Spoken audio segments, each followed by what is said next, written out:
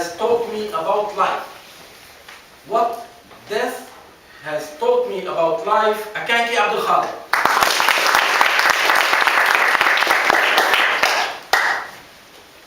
Think of the last time you lost something or someone you loved. Did you persevere? Were you depressed, or did you rise above? Did you shed a lot of tears and experience great pain? Did you remember that for every loss, there is a gain?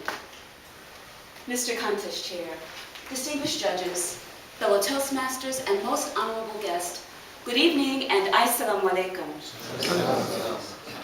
I hope what I'm about to share with you doesn't scare you, but I do hope it will make you think deeply about the life you are living. One day, you will die. And so will I. We don't know when, or where, or how. But one thing is for certain, we will all die. And if we live long enough, we will lose loved ones through death. And I want to tell you, there's nothing more profound to teach us about the femininity of our life than to lose a loved one. Just imagine, one day they're here, the next day they're gone. Next week you were going to have lunch with them, but you can't because they're gone. They leave you with the thoughts of your relationship with them, and they leave you to deeply reflect on your own life. It was October 2000. I arrived moments after she died, and I came with a strong sense of guilt because I was a career woman and I was too busy to spend enough quality time with her. I walked in the room, and there were my siblings and my family, but it was as if it was just me and her there alone. I went to her bedside. I kissed her cheek. I love you. She lay there lifeless. My mother had died from cancer. She couldn't respond to me because she was gone. She was gone. Her soul was gone. And her death taught me two important lessons. Number one, to cultivate and purify my own soul before I die. Number two, to spend quality time with those I love. My father is still living. He's in our hometown in Atlanta. I want to say, Daddy, I love you. I'll be home soon. November 2001, a year after my mother died, I stood there at his bedside. He was in a coma for 3 long weeks, and I was there with him day and night.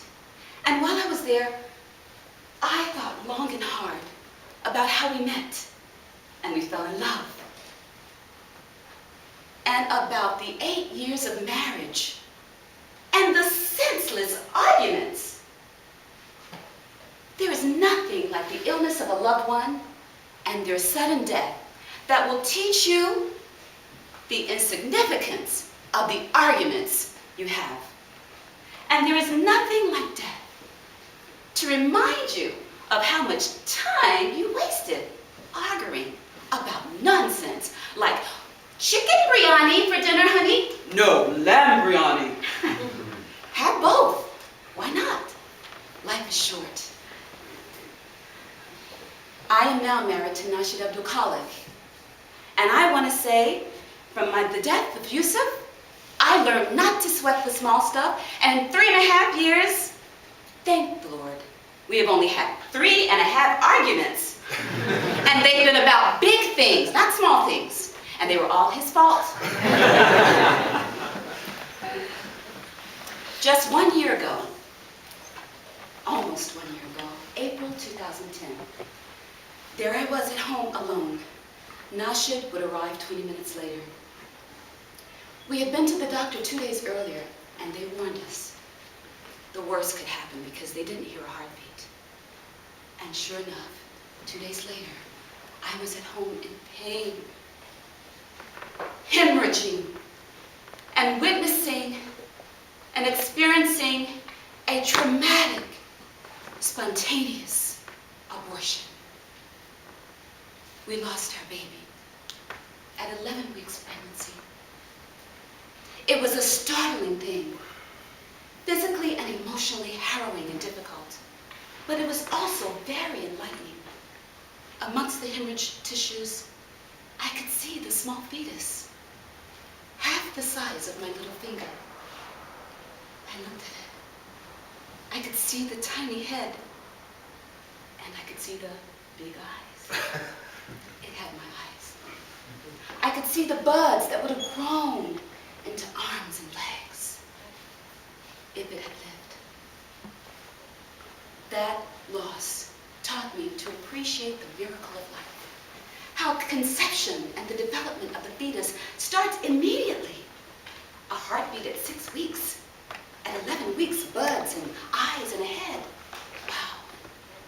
And it also taught me to forgive myself for volunteering to abort my own child when I was a young adult.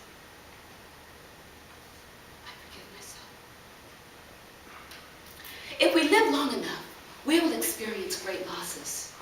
Through the loss of my mother, my former husband, and my unborn child, I've learned a lot.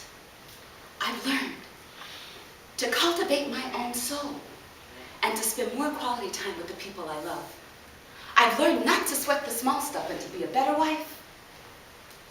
I've learned the miracle of life and how to forgive myself for my mistakes. We will all die one day.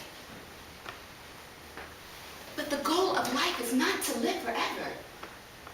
The goal of life is to live a life and create something such that when we are gone, it indeed will live forever. Back to you, Mr. President.